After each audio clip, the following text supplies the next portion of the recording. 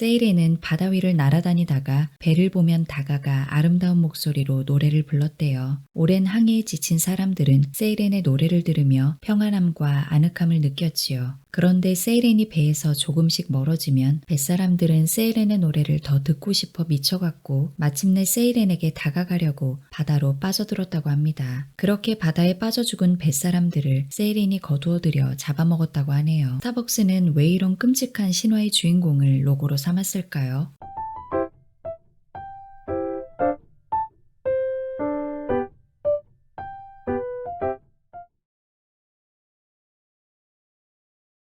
사람들은 브랜드라는 말을 많이 사용합니다. 어떤 한 제품을 다른 제품과 구별짓는 독특한 상표나 로고, 디자인을 가리키지요. 이 단어는 고대 이집트에서 처음 생겨났다는데 가축에 낙인을 남겨 주인이라고 표시한 것이 시초라고 합니다. 이런 식이었대요. 예를 들어 양이나 소를 키우는데 옆집 사람이 한두 마리를 훔쳐간 것 같은 상황입니다. 그래서 따졌더니 당신 것이라는 증거 있어? 하고 대드는 거예요. 안 되겠다 싶어 자기만의 어떤 표시를 가축에게 남겨놓기로 합니다. 가장 확실한 방법은 엉덩이 같은 곳에다 낙인을 찍는 거예요. 영어 단어 브랜드가 원래는 횃불을 뜻하는 단어였대요. 불로 지져서 가축의 소유권을 표시하는 관행에서 브랜드가 상표라는 뜻으로 발전하게 된 것이지요. 영국에 본사를 둔 브랜드 파이낸스는 매년 전 세계 기업의 브랜드 가치를 평가하여 순위를 발표하는데 2024년의 1위는 애플이 차지했습니다. 브랜드 파이낸스는 애플의 브랜드 가치를 5,166억 달러로 매겼습니다. 우리나라 돈으로 환산하면 대략 714조 9,744억 원 정도라고 하네요. 엄청나지요? 애플은 작년까지만 해도 2위였는데 마침내 1위로 올라선 거래요. 2023년에 1위였던 브랜드는 아마존이었어요. 아마존은 그리스 로마 신화에 나오는 여전사 부족의 이름이에요. 그리스 로마 신화 속 인물이 세계적 브랜드의 주인공이라니 새삼 놀랍지요. 첫 번째 아마존 여전사의 이름은 오르테라. 그녀의 아버지는 전쟁의 신 아레스입니다. 전쟁의 신이 딸이니 얼마나 뛰어난 전사였겠어요. 15위를 차지한 브랜드도 그리스 로마 신화 속 주인공과 관련이 있어요. 바로 스타벅스인데 이 이름은 허먼 멜빌의 장편소설 모비딕에 나오는 1등 항해사의 이름 스타벅에서 가져온 것이라고 하네요. 작중에서 스타벅이 워낙 커피를 좋아해서 그랬는지 커피 전문점의 이름으로 채택되었답니다. 스타벅스의 로고에 그려진 여인은 그리스 로마 신화에 나오는 세이렌이에요. 다만 스타벅스 로고 속 세이렌은 물고기 꼬리를 가진 인어의 모습을 하고 있는데 원래 그리스 로마 신화에서 세이렌은 인어가 아니라 인조의 모습을 하고 있지요. 얼굴은 아름다운 여인이지만 몸은 새거든요. 세이렌은 바다 위를 날아다니다가 배를 보면 다가가 아름다운 목소리로 노래를 불렀대요. 오랜 항해에 지친 사람들은 세이렌의 노래를 들으며 평안함과 아늑함을 느꼈지요. 그런데 세이렌이 배에서 조금씩 멀어지면 뱃사람들은 세이렌의 노래를 더 듣고 싶어 미쳐갔고 마침내 세이렌에게 다가가려고 바다로 빠져들었다고 합니다. 그렇게 바다에 빠져 죽은 뱃사람들을 세이렌이 거두어들여 잡아먹었다고 하네요. 스타벅스는 왜 이런 끔찍한 신화의 주인공을 로고로 삼았을까요? 아마도 자신들의 커피가 세이렌의 노래처럼 매력적이라고 이야기하려는 것이 아닐까 싶습니다. 세이렌의 노래를 한 번 들으면 계속 듣고 싶어 견딜 수 없는 것처럼 스타벅스 커피도 한 번 맛보면 또 맛보지 않고는 견딜 수 없다는 자신감의 표현이겠지요. 어쩌면 스타벅스 커피에 중독되다시피 마시는 사람들은 커피만 마시는 것이 아니라 브랜드 로고에 깃든 이야기를 마시는 것인지도 모르겠습니다.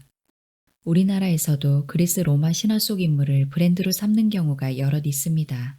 그중 가장 대표적인 것은 자양 강장제 음료 바카스일 겁니다. 이 이름은 포도와 술, 축제의 신 디오니소스의 또 다른 이름인 바쿠스에서 온 것입니다. 디오니소스의 아버지는 제우스이고 어머니는 세멜레라는 여인이었습니다. 제우스와 세멜레의 관계를 안 헤라는 유모의 모습으로 변신하여 세멜레를 찾아갔지요. 그리고 세멜레의 마음에 의혹과 불안감을 심어주었지요. 사기꾼이 제우스를 사칭하고 세멜레를 속이는 것일지도 모른다고 말했던 거예요.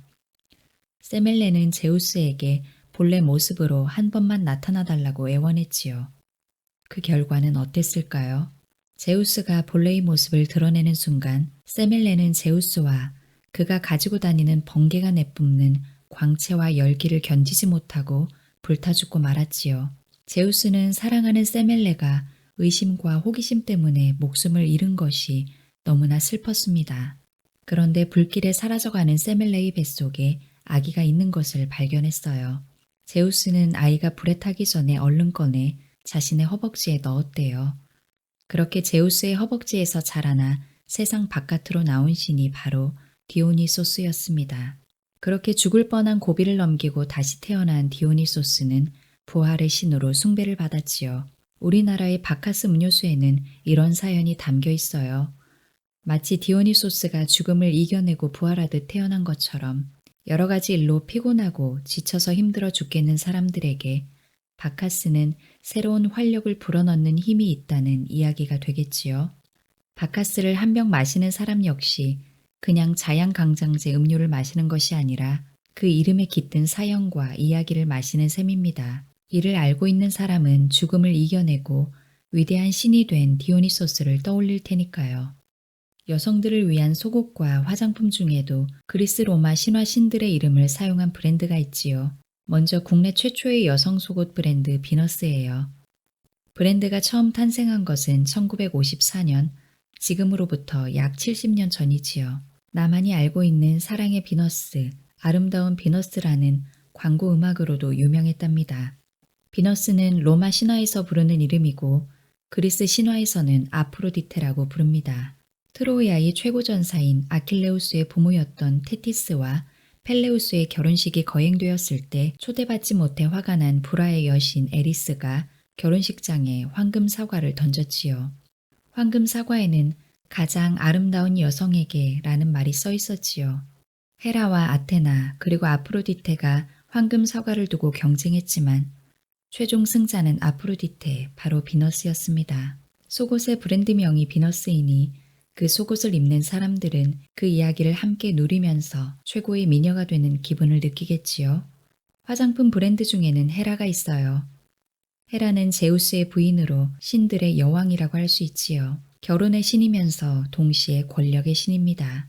비록 아프로디테와 아테나와 함께 황금 사과를 두고 경쟁하다가 졌다고는 하지만 그것은 절대적인 평가라고 할 수는 없을 겁니다.